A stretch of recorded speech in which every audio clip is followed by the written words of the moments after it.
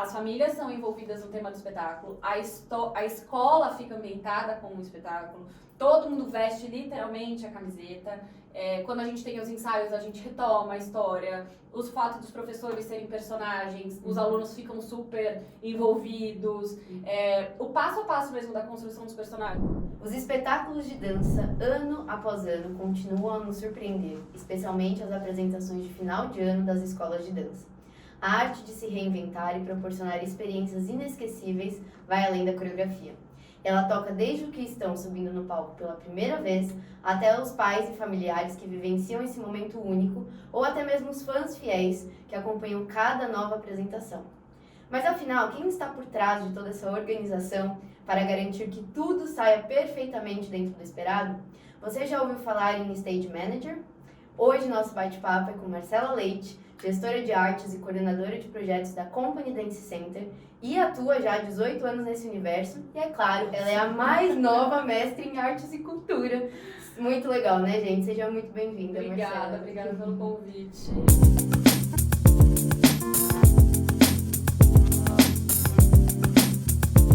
É um prazer. Ó, até cansei de contar aqui. Maravilhosa, viu? Delícia ter você aqui com a gente. E esse é mais um dos episódios aí desse Pocket do Na Dança Pode, junto com a Evidência. Prazer, quem ainda não me conhece, eu sou a Giovana Pérez. E vamos tocar nesse episódio, já tem outros episódios aí pra você conferir aqui na playlist no canal do YouTube da Evidência. E pra te lembrar que hoje eu ainda solto aqui durante o episódio um cupom de desconto especial pra você aproveitar nas próximas 48 horas, tá bom? Tem muita coisa pra gente conversar. Eu falei pra ela, meu Deus do céu, mas o foco hoje acho que é trazer essa expertise de 18 anos por trás do palco, né? Esse conhecimento que a gente estava até conversando que fora do país é até mais comum falar de stage manager, de formações para isso, à tona, né? Sim. Mas pra gente chegar lá, conta um pouquinho como que você começa a sua história com a dança, com a arte, com a produção. Nossa, eu vou resumir a minha história porque acho que é grande demais. Eu comecei, a Company tem 25 anos, então eu comecei há 25 anos nesse mundo da dança, mas acho que já desde a barriga da minha mãe eu já estava dançando. E aí em 2008 eu estava no terceiro colegial, não sabia pra onde ir, que caminho seguir, e aí a minha mãe falou, olha, eu preciso de alguém pra me ajudar nos bastidores do espetáculo, você não quer ajudar? Eu falei, putz, como assim? Como isso funciona? E aí ela me inscreveu num curso de Stage Manager que tava tendo aqui no Brasil. Olha. Acho que foram uns 4, 5 meses de curso de formação. E aí falei, é isso. Eu me encontrei, assim. Fui engatinhando, a gente fazia os espetáculos no Teatro Alfa. E aí o Haroldo, que era um dos chefes, assim, lá do teatro, me ensinou muita coisa também.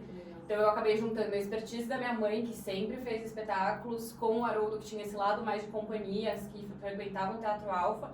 E aí eu fui fazendo a minha formação, assim, e entendendo, era bailarina, então sabia mais ou menos o que precisava de palco, e tentando descobrir os caminhos. Mas é engraçado, eu sempre gostei dos bastidores. Eu ia falar, o que te brilhou tanto Eu os sempre olhos? gostei. Ir pro teatro, assistir qualquer espetáculo, eu não consigo assistir só o espetáculo. Eu fico pensando o que tá acontecendo lá dentro. Entendi. Ou o que foi feito para chegar aonde a gente tá assistindo. Nossa, que legal. Então, desde pequeno, eu sempre tive essa paixão, assim, por detrás. Que diferente, né? E não no palco. Que legal. E conta um pouquinho mais detalhes, o que é ser um stage manager e como que a gente pode pensar nessa formação como stage manager no Brasil, né? Nossa, no Brasil, eu acho que é bem restrito, ainda bem, talvez pobre até, de formação, de informação. Acho que todo mundo hoje em dia, nessas escolas de dança no Brasil, é um pouquinho de stage manager no espetáculo de final de ano. Todo mundo atua e acho que às vezes a gente nem sabe esse nome. Eu, como stage manager com formação, eu sei que o espetáculo, eu sou a maestra dos bastidores. Então, eu teria o diretor artístico que está no espetáculo em si e eu estou atrás fazendo tudo o que ele precisa fazendo acontecer. Como eu trabalho com a minha mãe e a gente é uma dupla muito boa, assim, eu brinco que ela sonha e eu faço acontecer. Que legal. E eu acho que é isso que o stage manager tem que fazer. Então, é a marcação de palco, é a tabela de ensaio, é saber as músicas, é saber a iluminação, deixa de luz, marcar o palco em si, o que vai de cenário, o que vai de movimento de cena. E isso não acontece só no teatro. No teatro, lógico, a gente aperta o play e faz as coisas acontecerem. Mas o processo de stage manager, por exemplo, pro espetáculo desse ano, já começou. Imagino. Então, quais são as ideias, o que é viável, ou para onde a gente vai, e é trabalhar nessa produção como um todo, assim. Então, eu acho que mais do que ser um iluminador, um cenógrafo, ou um sonoplasta, ser stage manager, você consegue pegar abranger todos os setores, sabe? Você acaba conectando todos os pontos ali. É, como se fosse um fio condutor, assim. Que legal. E aí você começa a ir formando a sua equipe e todo mundo vai falando a mesma língua. Então, os bastidores é tão sincronizado quanto o palco, quanto uma coreografia, sabe? Que massa. E assim, os espetáculos da Company são extremamente marcantes, né? A gente até tava conversando isso no off.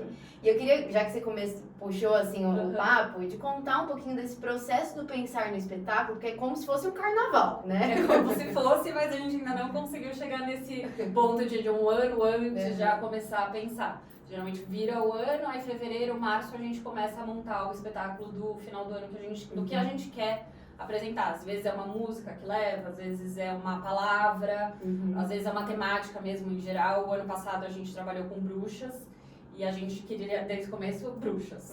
Então a gente foi achando caminhos e cavocando assim histórias. E um dos diferenciais da Company é que a gente sempre cria a história. A gente não pega nada que desista. Entendi. Então tem um trabalho a mais de criatividade, de uma escrita criativa. E aí o céu é o limite, né? Exato. Porque a história a gente faz do jeito que a gente quer e de um jeito que chegue no público e principalmente dos nossos alunos, para eles comprarem essa ideia e fazerem a história acontecer realmente. Entendi. Tem essa coisa de tipo, da Márcia, né? Mãe, você tá viajando demais, volta pra terra, porque é o equilibrar a técnica, a gestão com o lado criativo do artista, é né? Total isso. Tem coisas que ela já tem margem, mas tem umas coisas que eu falo, mas e se? Eu falo, e se vai custar tanto, a gente não vai poder fazer o e se, a gente vai ter que escolher.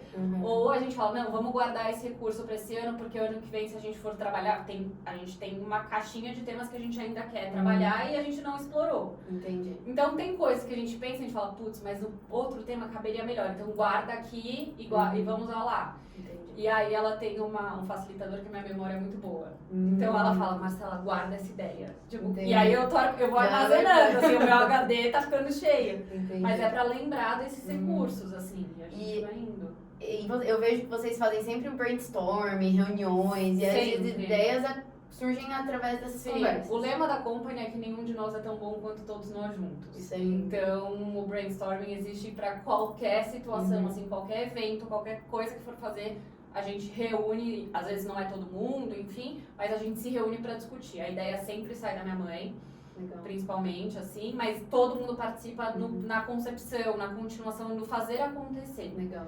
E acho que isso é comprovado. Quanto mais pessoas compartilham da sua ideia, mais sucesso você consegue obter. Porque é mais gente vendendo, é mais gente falando, mais gente sonhando junto. Então, acho que isso que dá esse gancho, assim. Isso é muito importante. Falando nisso, me faz pensar no como encantar, né, o nosso público. E é difícil, né? 25 anos já de história, todo ano inventar uma história nova, né? Assim, Sim. Como que vocês fazem em questão da criatividade, de entender também o que o público está querendo, os alunos, porque é um espetáculo de escola, né? A gente não pode, às vezes, só colocar o nosso querer ali. Não. É um espetáculo de alunos, para famílias de alunos. Mas a gente tem um toque a mais de profissionalismo para mostrar onde a gente pode chegar e, querendo ou não, a gente vende entretenimento. Exato. Então, por que não fazer 100% do que, ao invés de fazer uma meia boca, assim? Então, a gente se desgasta muito, a gente brinca que parece que é final de Copa do Mundo, todos os anos, tipo, não chega a linha de chegada, assim, você fica... Mas é isso, é o encantamento e a inovação, e principalmente agora que a gente já está chegando na segunda geração, então as alunas estão tendo filhos e colocando na Company, a gente não pode perder essa magia de jeito nenhum. E aí a gente tem um termômetro muito bom, que são os próprios professores, que são antigos da casa. Então eles trazem, os alunos gostavam quando era aquilo, quando era isso, eles preferem história, eles preferem quando é música mais de balé clássico de repertório, em vez de neoclássico. Então a gente vai ouvindo essas opiniões, mas muito tem o feeling da minha mãe. Ela brinca que ela é meio bruxa, assim. Se ela fala, vai dar certo, eu vou fazer desse jeito, vai dar. Agora, se ela vai, não, olha, eu não sei, e a gente insiste, realmente dá ruim, sabe? É melhor confiar então na Márcia. Então ela tem um feeling, uma potência criativa muito forte, que eu acho que esse é o diferencial, assim. Ela tá por trás mesmo. Se vocês não conhecem o trabalho da Company, gente, dá uma fuçada, porque vale muito a pena. A gente do lado, né, um dia já passei pelas escolas de dança, mas agora do lado profissional da dança, é muito legal e lindo de ver o quanto vocês colocam ali um nível muito profissional, né? As entradas e saídas, eu fui assistir o último espetáculo, eu fiquei assim, cara, parece uma companhia profissional, os alunos bonitinhos. E o que me chama a atenção são os desenhos que vocês criam, que também vem muito dessa gestão da produção, certo, Mar? Desenhos coreográficos são dos professores mesmo. Tá, entendi. Então, a criação coreográfica é deles. É deles. Na maior parte das vezes, o que a gente tem é uma música, porque como o espetáculo ele é todo costurado, ele tem que se conversar, então a gente às vezes até é ponto de discussão, mas eu queria essa música, não, mas essa música não entra no tema, guarda na caixinha, enfim. Mas a coreografia é deles. Entendi. Cada modalidade tem o seu coordenador dentro da escola, então os coordenadores acabam olhando, mas como são professores antigos, de novo falando, todo mundo já sabe o que a Márcia espera, ou já tem uma noção de padrão de coreografias que precisam ser montadas para. Entendi. Então isso também facilita muito. Entradas e saídas pra gente eu brinco e minha mãe também fala, é tão importante quanto a coreografia em si. Faz total diferença, é uma tecla que a gente bate super todos os anos. Ainda tem dificuldades, porque realmente, fui bailarina, você também, acho que o coreógrafo, ele pensa, tipo, começa a música, termina a música. O começo e a entrada e a saída, geralmente, não se passa, assim. E os espetáculos da Company, a gente não trabalha com BO. Então, o blackout não existe. Então assim, não pode morrer o espetáculo. Não é porque acabou a música que acaba a coreografia, isso é muito sabe? legal. E assim, a gente dá muita diferença de ver. Eu acho que isso é uma ótima dica, né? Para as escolas que estão começando. Porque a questão da inovação, eu acho que não é só no tema. É de você ajustando pequenos detalhes que visualmente, gente, faz muita diferença, né? Não, e uma coisa que a gente aprendeu com o nosso... A gente tem um produtor musical. Então, ele trabalha toda a nossa trilha, faz sugestões e tal. E tá com a gente desde 2013, a gente sempre se reúne com ele e ele fala uma coisa, que de 2013 pra cá, as pessoas estão cada vez com menos paciência de assistir. É verdade. Então tem que ser coisas rápidas, as músicas, os refrões estão logo no começo, não estão mais pro meio da música ou pro final. As músicas não duram mais 3, 4 minutos, estão durando 2, 2,50. E aí ele foi trazendo isso nessas conversas e a gente viu que realmente a dança também vai seguir esse caminho. Verdade. E eu, como fico na house, que é no Teatro Santander, é na plateia, eu tenho noção dos pais, eu vejo quem tá no celular. Sim. Então eu já sei, é engraçado, eu já monitoro, tipo, putz, esse formato não dá pra continuar ano que vem, porque muitos pegaram o celular. Entendi. Enquanto eu tô orquestrando o espetáculo nos bastidores, eu tenho essa noção do 360 e eu levo pro ano seguinte, porque eu sou a única que tem a referência de fora. É verdade. Todo mundo assiste de dentro. É verdade. Assiste. Ela tem uma visão lateral, eu realmente assisto. Sim. Então, o mundo tá mudando e os espetáculos também estão mudando. Tem que acompanhar, né? Eu acho que isso faz muita diferença. Assim.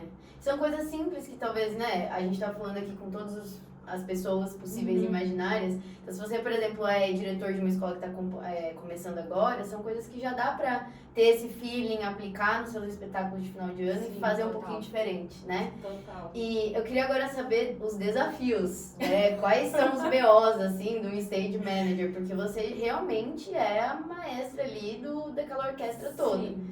E o que rola de tantas dificuldades, enfim? Nossa, rola muita coisa. Ano passado, por exemplo, eu operei o espetáculo, fiz o espetáculo da coxia.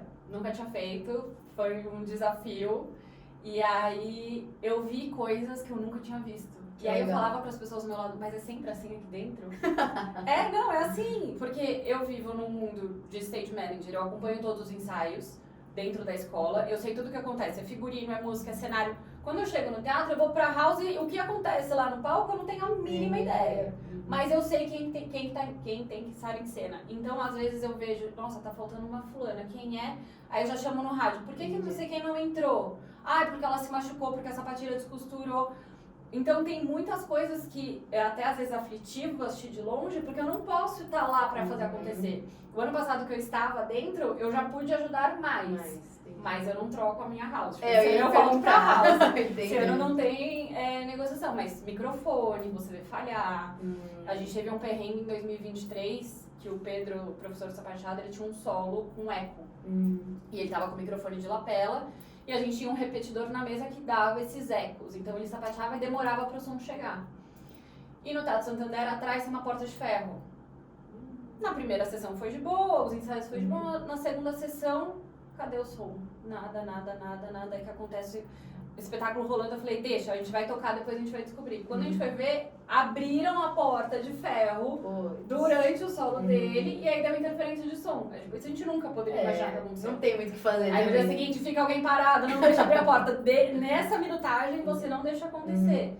Então, cada espetáculo é único, assim, de intercorrências. Gestão de risco é importante estar ligado. Total, né? e eu acho que é total você ter presença de espírito.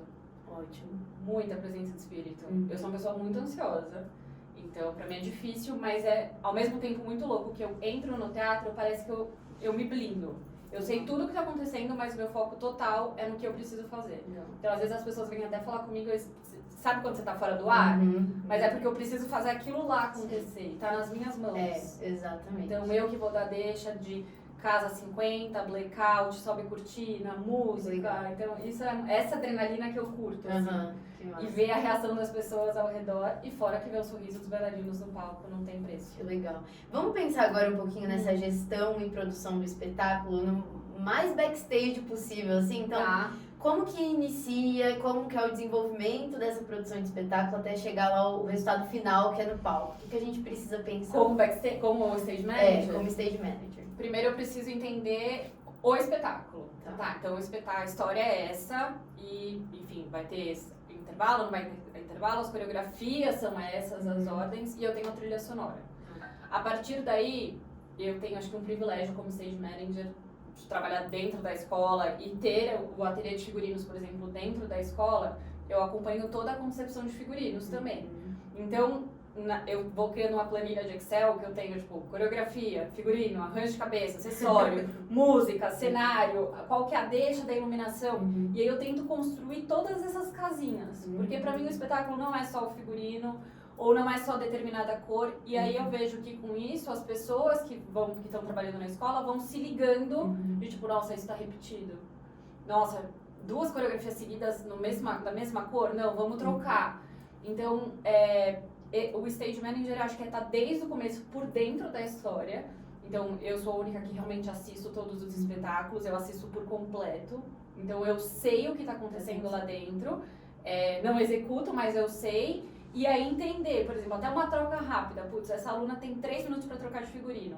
Se o acabamento é de colchete, vamos trocar pra zíper, porque não vai dar tempo. Nossa, até nisso. Então você tem que pensar, ou ela vai sair pelo lado direito do palco, então ela tem que entrar pelo lado direito também na próxima coreografia, porque ela não vai ter tempo de dar a volta atrás do palco. Com certeza. Então ser stage manager é pensar tipo, nessas miudezas, assim. É muito complexo, é muito complexo. Eu não acho que é só chegar lá e ser uma produtora e som, luz e é isso. De repente você aí descobriu que é um stage manager agora. E você não sabe o seu nome, é muito louco isso. São e muitas eu brinco funções. assim, olha, eu não sou iluminadora, mas eu sei o resultado final. Eu não sou sonoplasta, mas eu sei o resultado final. Eu não sou coreógrafa. E aí, como eu acabo assistindo muito de novo os espetáculos, eu tenho a responsabilidade de dar o feedback para os professores no ano seguinte. E o meu feedback não é técnico. Olha, repetiu muito tal colocação. Às vezes a gente brinca que tá na água. Então, todo mundo, ou a maioria das coreografias, faz um círculo. E ninguém falou pra fazer um círculo, mas tem várias coreografias que fazem círculo, ou que fazem a mesma diagonal. Então eu vou anotando isso, e aí eu chego agora, provavelmente mês que vem, ou daqui uns 2 meses, gente, olha, então, não pode repetir isso. Se for repetir, você tem que conversar com o seu colega, pra inovar, porque senão fica muito fácil as colocações. Senão fica um V, uma diagonal, é um círculo, são 2 linhas. E aí, ou sempre as mesmas alunas em evidência. Sim. Então tem que ter esse equilíbrio e como stage manager eu acho que isso também faz parte. Que legal. Pra você melhorar pra próxima produção. Antes da gente continuar na próxima minha pergunta aqui, eu quero te lembrar então do cupom de desconto, que vai ficar aqui 48 horas pra você usar e abusar lá no site da Evidência. Vai aparecer aqui na tela ou na descrição desse episódio, tá bom? Não esquece, hein? Já dá uma olhada lá no site e aproveite. Mas eu acho que uma coisa que você falou que é muito importante a gente tocar é o enredo e a conexão desse storytelling, de toda a narração ali, enfim, a narrativa, né, dessa história. O que é importante pensar para que não tenha esses gaps ou que, sei lá, fique falho ali a comunicação, a mensagem do espetáculo? É pensar nos porquês. Então, por que essa cor? Por que essa música? Por que tem essa frase na história? Porque a história a gente conta, por exemplo, em agosto para os alunos. Muitos se lembram, chegam no espetáculo e falam, não, mas vocês falaram aquilo, por que não está acontecendo agora? Muitos passam desapercebido. Então, eu acabo sendo meio que a vigia, e tenho esse papel vigilante, de responder esses porquês. Mesmo que não me perguntem, mesmo que não surja. Tudo tem um porquê. E aí eu acho que isso também é uma coisa de sucesso e é uma coisa que eu aprendi, acho que assistindo tantos espetáculos, tantos musicais, Cirque du Soleil, balés, enfim, é de entender esses porquês e enxergar eles. Nada é por acaso. Acho que nada na vida é por acaso mesmo. É verdade. E no espetáculo nada pode ser por acaso. Às vezes acontece, você fala, nossa, tipo, aconteceu e que legal. Mas a gente tenta prever esses porquês e esses acasos e eu acho que isso que faz tudo ser muito bem costurado. Que legal. Desde o bordado ter a ver com o tema do figurino, às vezes a música fala ou remete a alguma coisa, a coreografia tem um desenho coreográfico, então eu acho que tudo tem que estar muito interligado e responder esses porquês. E sabe uma coisa que me chamou a atenção? Foi que vocês criaram uma atmosfera pré-espetáculo também. Sim. Né? Então eu acho que isso também é experiência, né? Que a gente fala muito no É marketing, a experiência do cliente. é a palavra do momento, é experiência. Então, se você está querendo dar uma revolução no espetáculo de fim de ano, pensa na experiência do seu público, né? Isso me chamou também a atenção, porque vocês não estavam só preocupados do espetáculo no palco ali. Foi toda desde a divulgação, sim, né, é uma experiência mesmo e começa em agosto essa experiência. Para nós começa antes, mas para os alunos a gente já começa essa experiência em agosto, porque a gente percebeu que quanto mais envolvidos eles estão na história, mais bacana é o espetáculo. Com certeza. E a gente tem a sorte de fazer espetáculo sempre de final de semana, mas em 2023, como era o primeiro ano de Santander, a gente fez durante a semana. E aí foi muito chocante durante a semana, porque era os pais saindo do trabalho, às vezes ainda em horário comercial, então tinha que responder o celular, não prestava atenção. Isso foi tipo, nossa, a gente não pode deixar a peteca cair mesmo. Então, as famílias são envolvidas no tema do espetáculo, a escola fica ambientada com o espetáculo, todo mundo veste literalmente a camiseta. Quando a gente tem os ensaios, a gente retoma a história, os fatos dos professores serem personagens, os alunos ficam super envolvidos, o passo a passo mesmo da construção dos personagens. No ano passado, que eram bruxos, tinha maquiagem, tinha cabelo diferente. Então, mostrar o processo de como é chegar nisso, e lá no teatro eles passarem pelos bastidores. Teve uma sacada, ano passado, eu não sei qual final que você assistiu, porque a gente fez 2 finais, né? Foi uma inovação que a gente fez. Ninguém sabia o final do espetáculo até o espetáculo. Entendi. Nem os alunos, só os personagens. Então teve um elenco que ganhava o bruxo, que era o verde, e o outro elenco era a bruxa, que era o roxo. E aí a gente não contou pra ninguém e ficou tipo, quem vai ganhar, quem vai ganhar, quem vai ganhar. Não sei. A gente não ensaiou isso no teatro. E aí era a expectativa de todo mundo nos bastidores, tipo, pra saber quem que ia ganhar. Olha só, plantaram uma surpresa no meio do espetáculo. E aí os próprios pais foram, porque os pais acabam assistindo 2 dias, às vezes assistem os 4 espetáculos. E aí fica cansativo, chega no quarto, você fala, meu, já assisti, já sei o que vai acontecer. Nossa, isso é uma ótima sacada. Então a gente tenta também inovar nessas coisas, chegar num ambiente ambientado. Faz total diferença. Você pegou trânsito, você pegou fila do valet, você parou longe o carro, você teve um estresse com o Uber. Até você chegar, sentar, eu tenho esse ritual no teatro. Eu chego, eu respiro, eu entro numa atmosfera, eu entendo o que está acontecendo. Mas as pessoas que não vivem disso, que não estão nessa área, não tem. Elas chegam lá para assistir o filho dançar. É verdade. Então vamos fazer valer muito a pena essa experiência, porque uma vez essa história não vai se repetir, pelo menos pra gente, a gente não repetiu a história. E E vai ser aquele momento único do pai com o filho. Mesmo que depois que ele assista o filho e depois ele pega o celular no resto do espetáculo, que às vezes acontece, porque não é o foco dele, não é, enfim, a gente pelo menos criou uma experiência de pré, durante e o pós. Não, isso é super importante. Experiência e antecipação, já vai anotando aí, tá? Ô Má, agora assim, um bate-bola, né? Quando você entra em qualquer espetáculo, vamos agora pensar sem ser espetáculo da Company. Qual é a primeira coisa que você avalia num teatro? Nossa, programa. Eu sou contra programa digital. Tá, me critiquem, me julguem, eu sou contra, eu preciso dele no papel. Não precisa ser o papel mais refinado, enfim, mas eu preciso entender aonde eu estou e o que eu vou ver. Porque eu acho que muito se julga hoje em dia sem entender o que você tá vendo. Com certeza. Então, eu sou a favor disso. E pra mim, volume. O som, a qualidade da música, se as caixas estão equalizadas, se tá muito alto ou se tá muito baixo, pra mim isso me tira do foco, assim. Você fala, nossa, eu tô aqui pra assistir, mas a música tá me incomodando. Então eu acho que programa e a música pra mim são tipo, os essenciais, assim. É ótimo. É pra gente realmente chegar e entender também. Acho que é um bom exercício pra gente prestar atenção quando a gente entra num teatro, né, pra assistir um espetáculo. O que mais chama atenção pra gente realmente testar esse estado de presença. Acho que isso é bem importante. Eu acho que hoje a gente tá tão celular e digital e a arte, a dança, pelo menos ainda não consegue ser digital. O digital não alcança a mesma coisa do ao vivo. Então, já que você tá lá ao vivo, tipo, mergulha naquilo. Sim. Mas como que a gente pode pensar na tecnologia a nosso favor, então, Má? E eu sei que vocês fazem isso muito bem.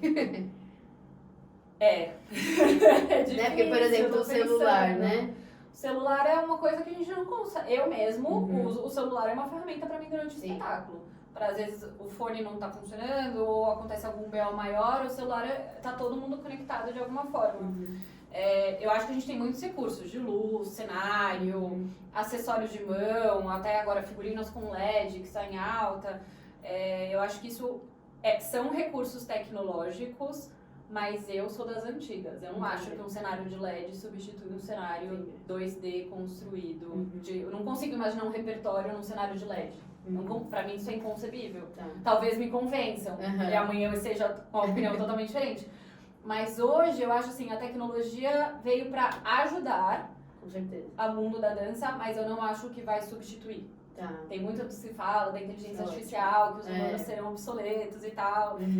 Eu ainda não consigo acreditar nisso. Nem na parte de criação e nem na parte de execução de dança, figurino, cenário, luz, som. Eu não Porque tem coisa que é uma escolha, a gente não querer usar a tecnologia também, né?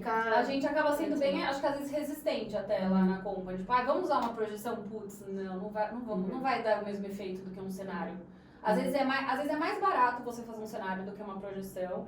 Mas, todo mundo está usando projeção, vou usar projeção. Mas vamos gastar um pouquinho, talvez mais, eu acho que... Não sei, eu sou muito conservadora, talvez, nesse sentido. Vamos pensar agora, principalmente nas escolas que estão começando, espetáculos de fim de ano, que talvez seja a primeira edição aí da sua escola. Como a gente pode pensar em deixar mais profissional um espetáculo de escola de dança? Para que a gente possa cativar o público que está chegando, seja os pais, os próprios alunos. Eu acho que experiência... Gerar a experiência. Não considerar que o espetáculo é só uma apresentação de final de ano que eu aperto o play, acendo algumas luzes e a criança vai lá e dança. Eu acho que a gente tem que criar um contexto para isso. Música de boa qualidade, acho que faz muita diferença. Ou um sapateado microfonado faz muita diferença. Não é da minha área, porque eu não estou dentro da sala de aula, mas desenhos coreográficos. Alunos bem distribuídos no palco, você saber usar o palco. O palco pode ser micro e você saber usar ele majestosamente, um palco enorme e ficar tipo 2 fileirinhas no começo e o resto vazio. Então, eu acho que quando você começa a costurar esses pontos, você não olha só, eu quero um foco nesse momento da música. Tipo, não. O foco vai acontecer, mas você vai costurar a formação, vai ter entradas e saídas, não vai ter gente vazando nas coxias. Não vai ter gente gritando durante o espetáculo, porque eu considero espetáculos de dança obras de arte. Ativas, mas são obras de arte. E o mínimo de respeito eu acho que você tem que ter. Então, por mais que você fique muito entusiasmado, você fique muito feliz, você aplaude no final. Uhum. Mas não desconcentre o artista, não tire uma foto que tenha um flash, não levante durante um espetáculo. Então, eu acho que é difícil eu falar só como stage manager. Uhum. Eu acho que é uma educação, e a minha mãe sempre falou muito disso. Ela falou, eu acho que bailarinos profissionais são poucos que vão sair, porque é uma carreira muito difícil que você tem que se dedicar muito. Mas nós, como escola, formamos plateia. E isso, pra mim, é, tipo, o mais importante. Porque você formando uma plateia de dança, você vai formar uma plateia de teatro, de musical, de cinema, que vai se comportar numa exposição de obra de arte, num museu, enfim. Então, eu acho que é um 360. Com certeza. Isso é muito importante, porque as escolas precisam ter, pra ontem, essa consciência de que temos um papel muito importante enquanto formação de plateia, gente. A partir do momento que a gente entender isso, a experiência é outra, o pensar no seu espetáculo também vai ser outro. E falando em obra de arte, Dona Marcela é a nossa mais nova mestre.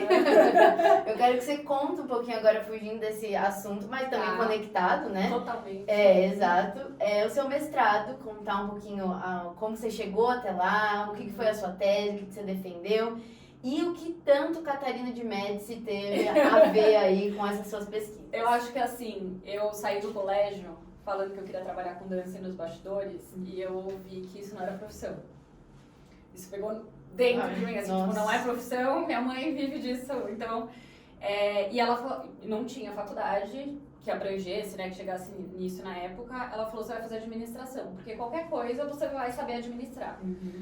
E aí, nesse meio tempo, antes de entrar na faculdade, eu já estava fazendo o curso de Stage Manager. Então, eu tinha administração com Stage Manager caminhando meio que juntos, tentando entender. Tá.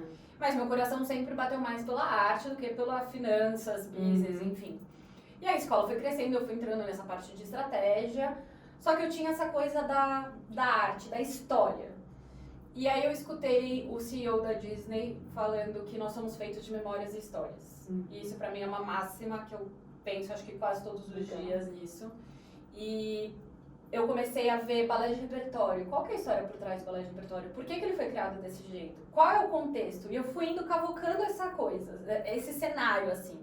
E aí começou a despontar nos Estados Unidos a formação de Arts Manager. Eu ia fazer meu TCC da faculdade. Me indicaram fazer essa formação lá, porque eu queria falar da company com uma visão profissional. Legal.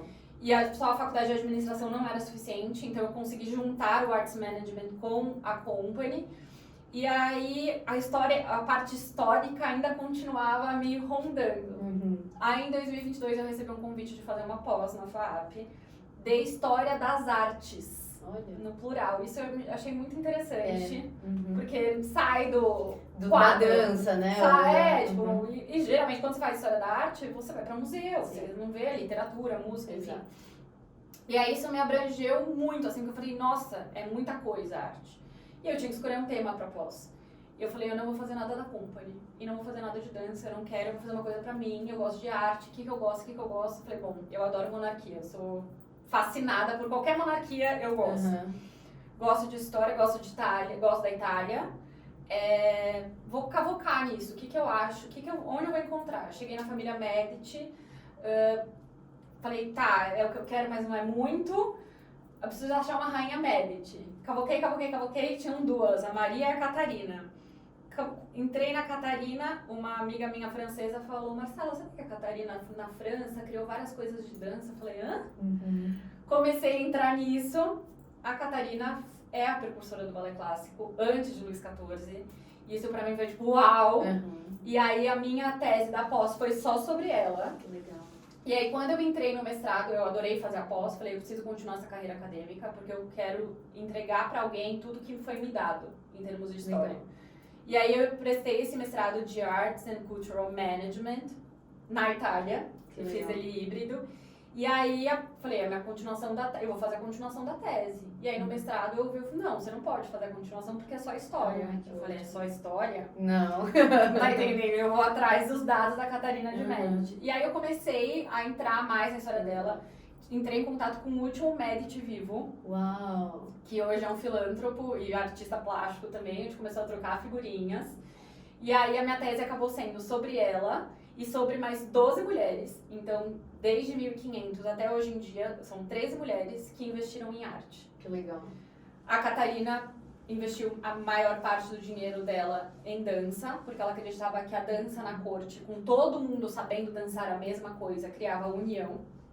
Isso eu achei fantástico. Então, os coreógrafos vieram dela.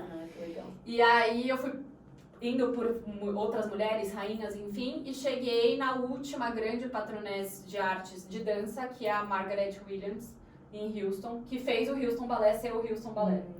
Então, ontem a minha defesa foi sobre essas 13 mulheres, e principalmente o questionamento de, se você tirar essas 13 mulheres desses 500 anos, o que a gente não teria de acesso que a gente tem hoje em dia? Elas investiram 30 bilhões de dólares atuais em arte. É muita coisa. Só a Catarina foram 500 milhões de dólares. Então, eu acho que ela ainda continua sendo tão atual quanto, se eu olho 500 anos atrás, o movimento que ela fez de tirar da Itália, levar para a França, criar um movimento de dança para permitir que Luís XIV chegasse e fizesse a grande academia de belas artes e a parte de dança. Se não tivesse ela, não teria chegado onde a gente chegou. É verdade. Então, pra mim, isso é muito mágico. É o full circle, assim. É responder os porquês. Então, é entender todos os porquês da arte e... Nossa, pra mim, eu falaria horas. Nossa, vale a pena um próximo episódio, né? Começa a falar só disso, porque, assim, tem muita coisa que a gente pode pensar, tem muita coisa que traz... Porque eu parei pra pensar, falei, gente, foi uma rainha que criou o balé. Exato, tipo... E isso não se fala. Eu sempre escutei Luís XIV, sempre. A maioria dos livros é Luís XIV. O poder feminino, né, na história é muito grande. É uma potência muito grande. Ela enfrentou muita coisa para criar a dança. E a ideia de ter a dança para unir o povo. Exato, isso é maravilhoso. Então, eu gosto muito de abrir espaço pra gente pensar, assim. A gente ficaria aqui horas. E eu acho importante a gente falar sobre tudo. E sobre dança também, mas é que conecta com tantas outras coisas. E o papel também aqui dessa parceria com a Evidência, na Dança Podcast, é trazer conhecimento para além da técnica dentro de sala de aula, né? E eu fiquei pensando enquanto você estava falando que o próprio espaço do bailarino profissional, agora focando ali na formação quanto escola, mas também depois do bailarino profissional, que tem também o privilégio de trabalhar dentro de um teatro profissional, onde eu tive esse privilégio de trabalhar na Alemanha, e ali a gente tinha muitos caminhos para a gente estagiar e continuar depois passos da nossa carreira. Então eu queria que você dissesse pra gente um pouquinho, pra esse bailarino que está em formação, ou pra já é profissional, um professor, qualquer pessoa da dança que queira transicionar de áreas e pensar no stage manager, o que é importante essa pessoa começar a olhar, pesquisar, enfim? Eu acho que a primeira coisa é ela saber dominar muito o Excel. Viu? Stage manager é Eu já Excel estaria fora desse. Não, o ano passado a gente teve uns contratempos no espetáculo e aí a gente viu que se eu não tivesse uma pessoa backup, teria dado ruim. Entendi. Então, esse ano eu tenho uma pessoa backup, que é a Hannah. Ela tá trabalhando comigo, virou minha assistente. Ela é professora, bailarina. E nas horas vagas, ela trabalha comigo nessa parte de stage manager e de produção. Legal. E é um jeito é uma transição de carreira. Ela não vai deixar de dar aula, não vai deixar de dançar. Mas, num futuro, ela pode assumir isso. Então, e ela é muito boa em Excel. Então, eu brinco assim, a gente viu até conversando com outros professores que você saber Excel e você ser organizado é o primordial.